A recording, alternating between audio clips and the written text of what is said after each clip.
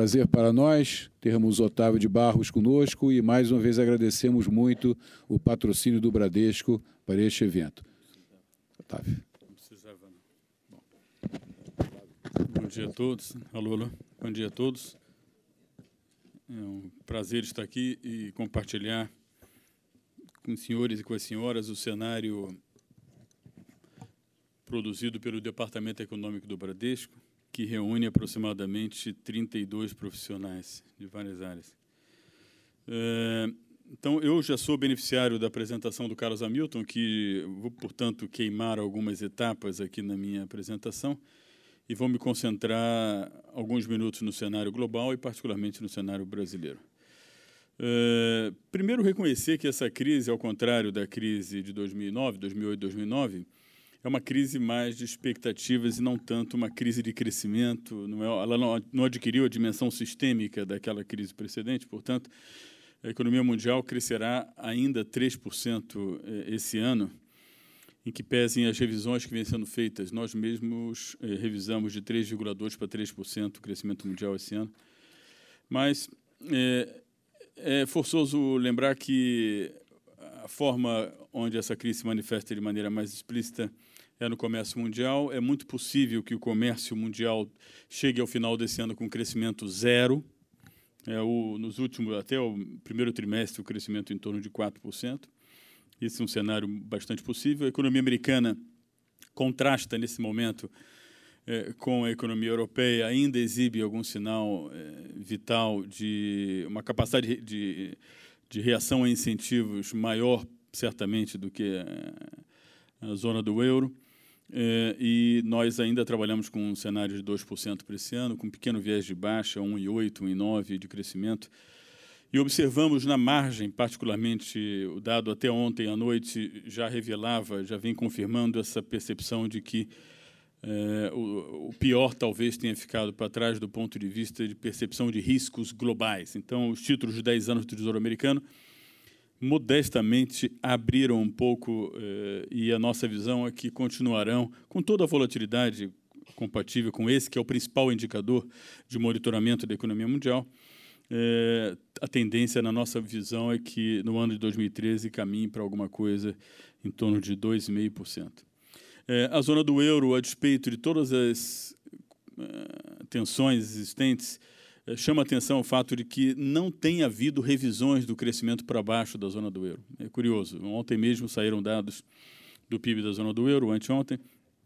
Então, o consenso de mercado ainda é uma queda de 0,5%, em que pese a desaceleração inequívoca no crescimento acumulado nos últimos 12 meses do conjunto dos países da zona do euro, caminhando para 0%.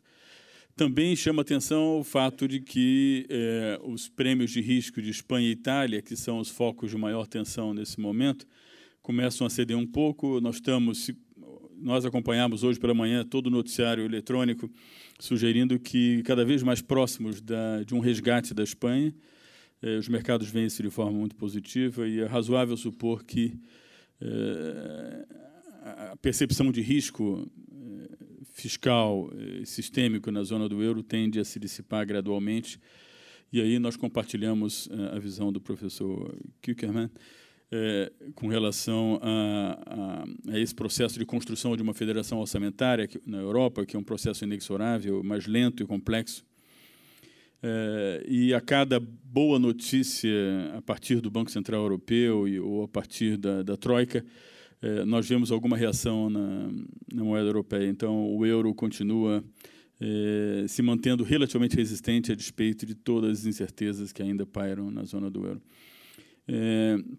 É de se também destacar que o diferencial de crescimento entre a economia americana e a economia da zona do euro vem se mantendo bastante forte. Quer dizer, nossa visão é que os mercados têm potencialmente uma leitura mais positiva a respeito da economia americana, por razões já mencionadas,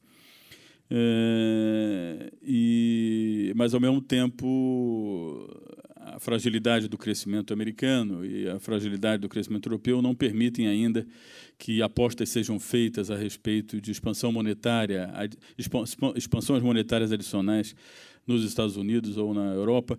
Então, é muito difícil imaginar um cenário da relação dólar-euro diferente daquele que nós observamos. Então, as bolsas europeias e a bolsa americana mostrando na margem uma recuperação.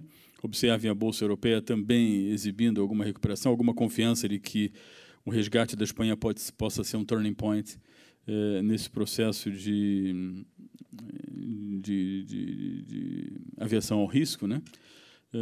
E todas as bolsas mundiais, observem os dados até ontem à noite, mostrando na margem essa percepção de que talvez o pior tenha ficado para trás, do ponto de vista de risco sistêmico. Com relação ao Brasil, na verdade, a China, eu queria só ressaltar que o Brasil é muito mais sensível à China do que ao que está acontecendo na Europa, em particular. Mas o problema é que a China é muito mais sensível à Europa do que aos Estados Unidos. Então, a economia chinesa é o ponto mais delicado para a economia brasileira, o que acontece na economia chinesa. A desaceleração é importante, é pronunciada, da produção industrial. Os preços futuros de aço revelam essa leitura preocupada em relação à desaceleração chinesa. O PIB chinês tem sido revisto sistematicamente, não apenas pela equipe do Departamento Econômico do Banco, como também pela maior parte dos analistas. Não se descarta a possibilidade de que o crescimento chinês se aproxime de forma duradoura de um patamar de 7,5%. Os dados de exportação chinesas mostram de forma emblemática essa dificuldade de lidar com a perda do seu principal mercado, que é o mercado europeu, né? Muito mais importante do que o mercado americano. Com relação aos mercados emergentes, a gente tem que reconhecer que não existem mais locomotivas como antigamente. A China não poderá exercer, nesse momento, o mesmo papel que exerceu na crise precedente, e todas as revisões que nós estamos observando têm se concentrado, sobretudo, nos países emergentes. Observem os dados da Índia, sugerindo que nós estamos vivendo hoje na Índia com a menor taxa de crescimento dos últimos 9 anos. Países como Hong Kong, nas barbas da China continental, segundo previsão do JP Morgan, de 0,9 apenas nesse ano, menos do que o Brasil vai crescer. Um país que está acostumado a crescer de forma robusta, né? Taiwan também é previsão de 1,5% de crescimento esse ano. Ou seja, isso é emblemático de que, com pouquíssimas exceções, o Japão e meia dúzia de países terão um crescimento em 2012 maior do que o crescimento de 2011. Então, o efeito marginal das políticas de estímulo são cada vez mais modestos, taxas de juros nominais, cadentes, essa é a taxa nominal de juros planetária, seguindo ainda uma senda de redução. Dos países emergentes, a mesma coisa. Nos países maduros, a taxa nominal de juros está em 0,6, negativa na quase totalidade dos países maduros. Os emergentes também seguindo essa trajetória de queda de taxa de juros, mas nem por isso a atividade econômica reage, porque os canais de transmissão da política monetária estão bloqueados, entupidos, pela questão das expectativas, que é o principal canal de contágio hoje. É curioso observar que papéis do Tesouro Suíço de 2 anos, assim como papéis do Tesouro Alemão de 2 anos, pagam juros nominais negativos. É como o grau de aversão é tão significativo que os agentes superavitários líquidos preferem deixar o dinheiro em títulos suíços ou alemães como uma espécie de custódia remunerada, obviamente, para passagem, né, como um rito de passagem desse momento de grande incerteza. O principal foco da crise, independente do tema das expectativas, como eu já mencionei, é a crise industrial. Essa é uma crise planetária e industrial. E o grande problema da indústria é a sobreoferta de produtos manufaturados que hoje existe no mundo. A indústria automobilística, por exemplo, mundial, opera em ociosidade de 28 milhões de veículos. A indústria de aço, hoje no mundo, opera em ociosidade de 470 milhões de toneladas de aço. Então, isso vale para duráveis, vale para bens eletrônicos de uma forma geral. Me chama, portanto, a atenção algumas análises precipitadas que sugerem que o que ocorre com a indústria brasileira difere bastante do que ocorre com a indústria mundial. Se nós colocarmos no mesmo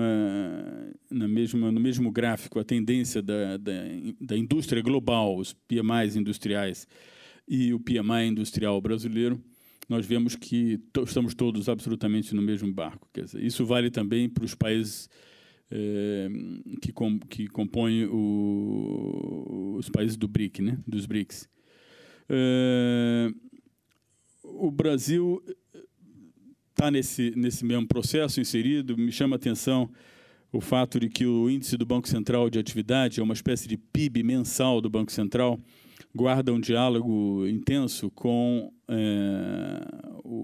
a tendência das exportações globais. Quer dizer, não há dúvida alguma de que 80% aproximadamente da desaceleração da economia brasileira tem a ver com o ciclo global que nós estamos atravessando, né? Claro que nós temos também toda a discussão a respeito da vigência e da exaustão ou não dos pilares que governaram a economia brasileira nos últimos 10 anos, né? Nós sabemos que foram 4 esses pilares. Primeiro, o crédito crescendo a taxas estrondosas. O caso Hamilton falou de 20%, mas chegamos a crescer 30% ao ano durante um período razoável.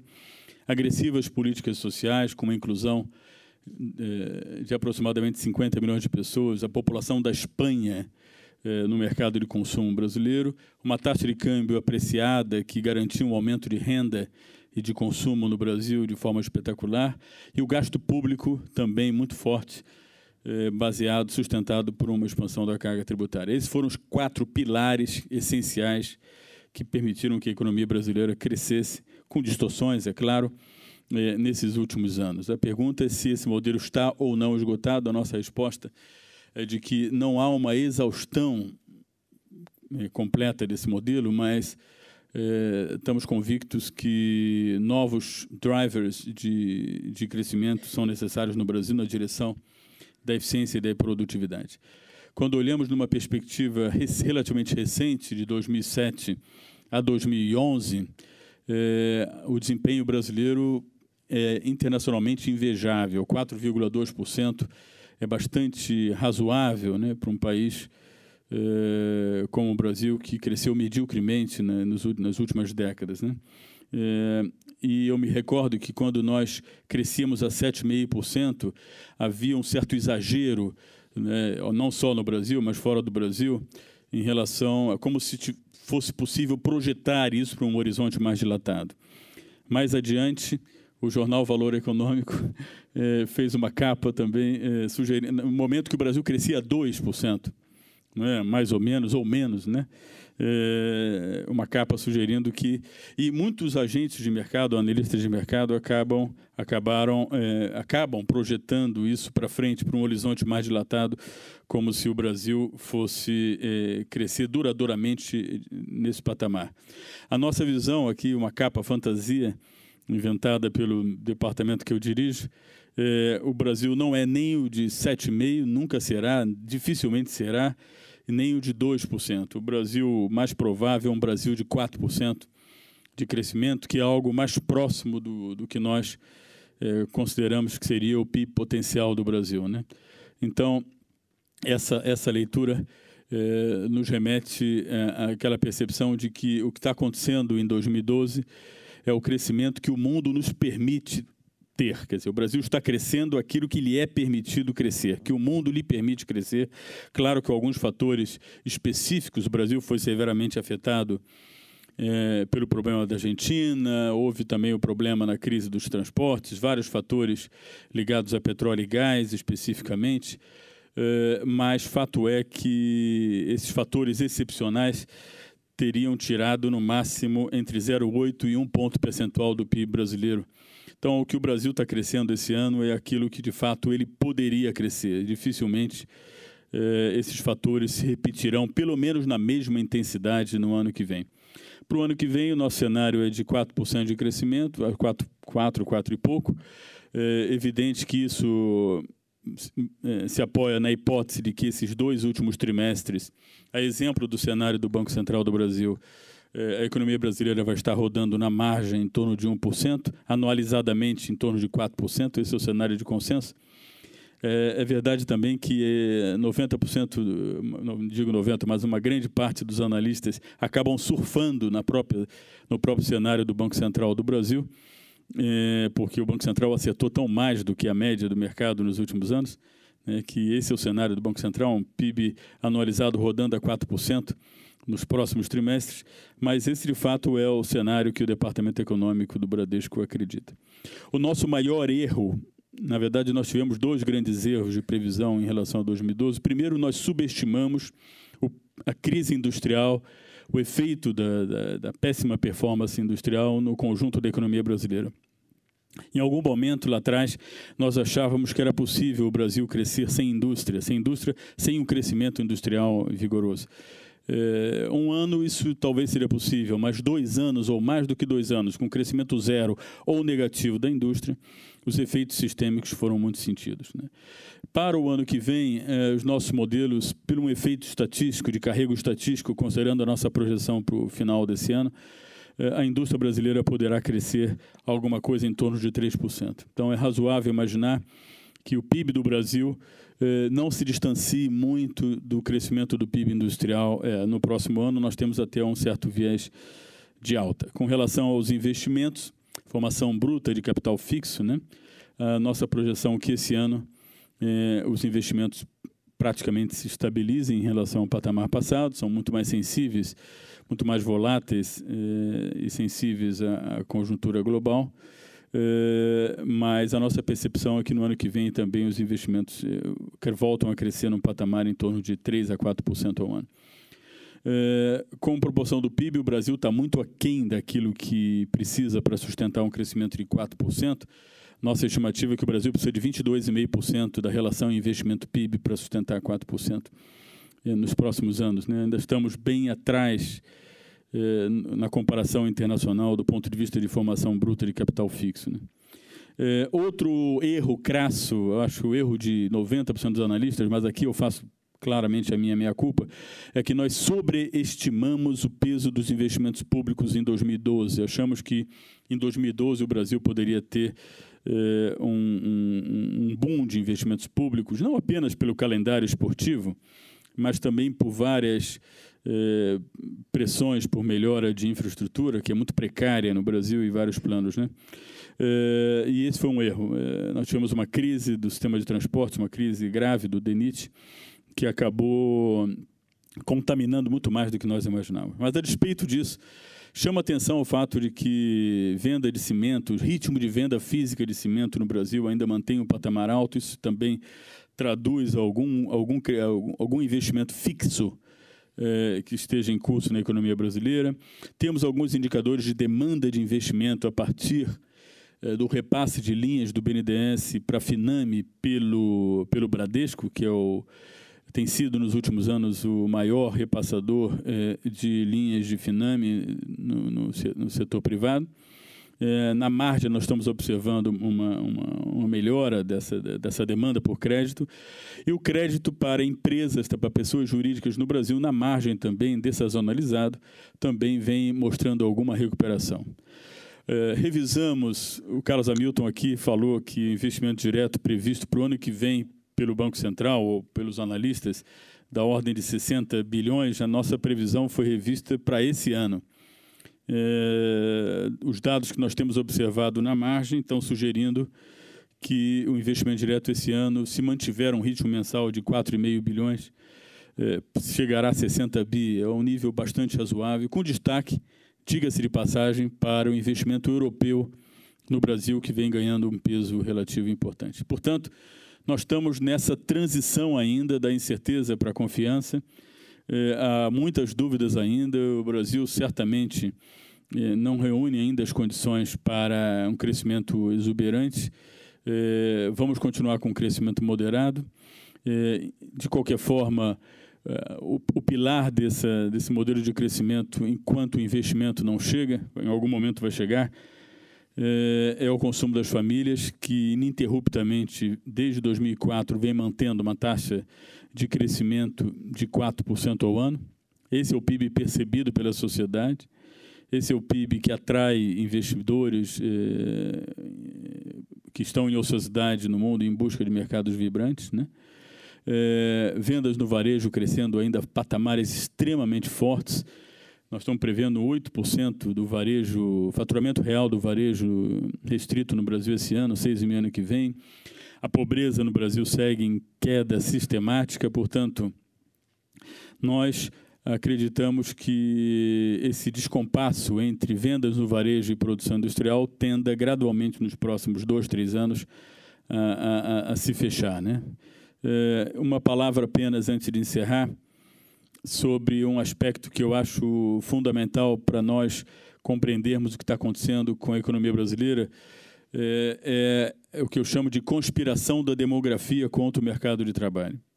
Esse slide é simples, mas elucidativo, de uma população de 192 milhões de habitantes, uma população em idade de trabalho de 163 milhões, uma população ativa, que é o pessoal que trabalha ou que procura emprego, de 101, uma população ocupada de 93 e um desempregado de 8,4 bilhões. Por que eu estou chamando a atenção? Porque a população ativa, a rigor, é aquilo que nós poderíamos chamar de oferta de mão de obra.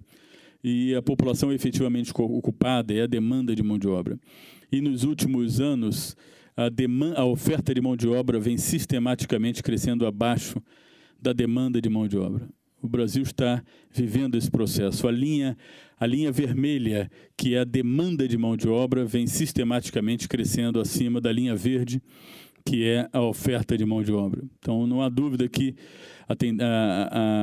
esse processo leva, deixa eu mostrar aqui, a uma queda do desemprego de forma sistemática. E nós, a despeito da desaceleração que vem sendo observada na geração líquida de empregos, segundo os dados do Ministério do Trabalho, do CAGED, nós prevemos ainda que o desemprego siga essa trajetória de redução.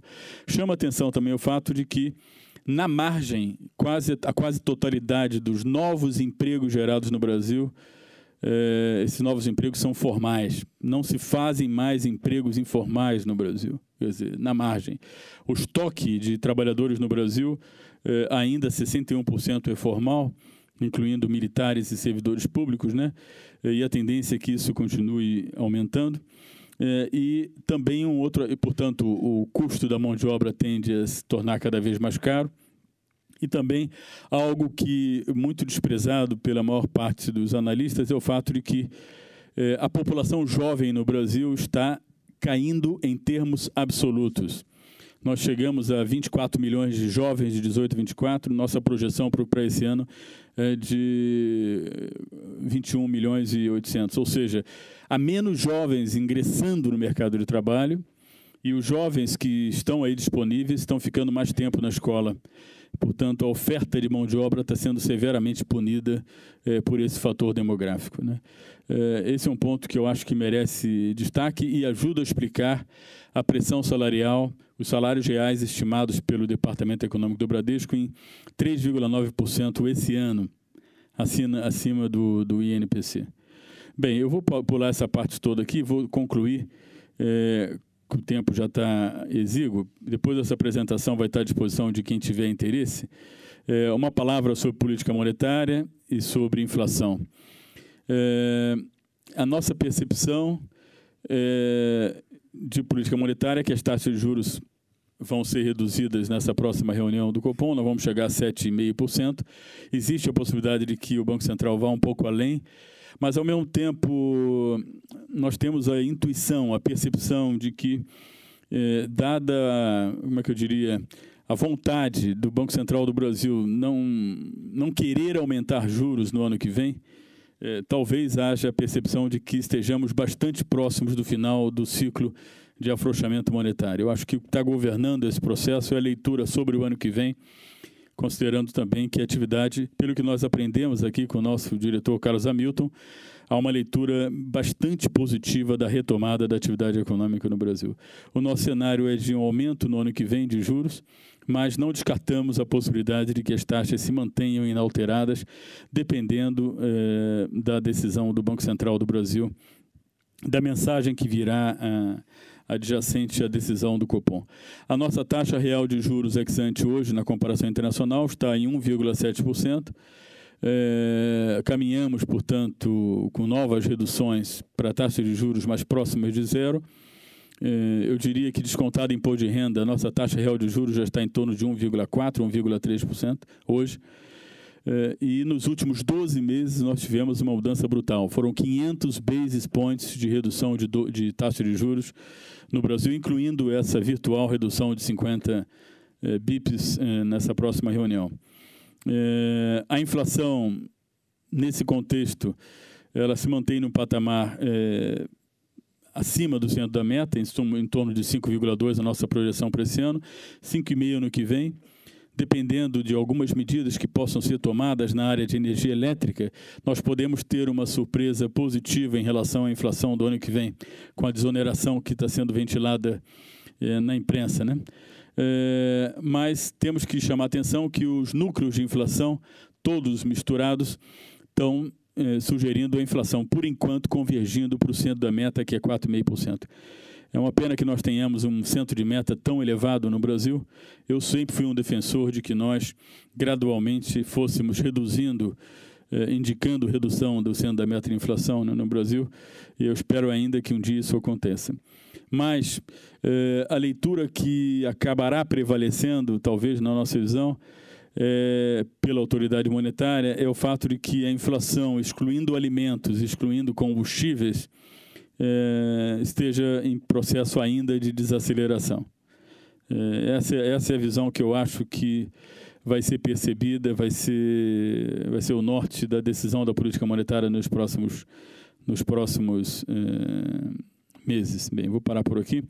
A mensagem final é que o Brasil ainda é um high beta, o Brasil paga um preço ainda alto pela sua volatilidade, é um país que segue sempre lentamente, mas na direção correta, e a nossa percepção é que o Brasil está habilitado a continuar crescendo próximo do seu crescimento potencial nos próximos anos, entre 3,5% e 4%. Eu acho que isso é bastante viável. Para o Brasil almejar crescer mais do que isso, seria necessário um senso de urgência um pouco maior do que aquele que nós temos observado nos últimos tempos, né? De qualquer modo, uma mensagem construtiva em relação a recentes iniciativas tomadas pelo governo brasileiro. Parece que algum senso de urgência maior nós estamos observando, com medidas de caráter mais estruturante, e o reconhecimento de que não temos mais que olhar para 2012. 2012 já é um ano passado, um ano perdido. Nós temos que olhar para medidas que têm um efeito estruturante mais no médio e longo prazo, 2013 e 2014. Então, essa é a mensagem que eu teria a transmitir aos senhores. Muito obrigado pela atenção.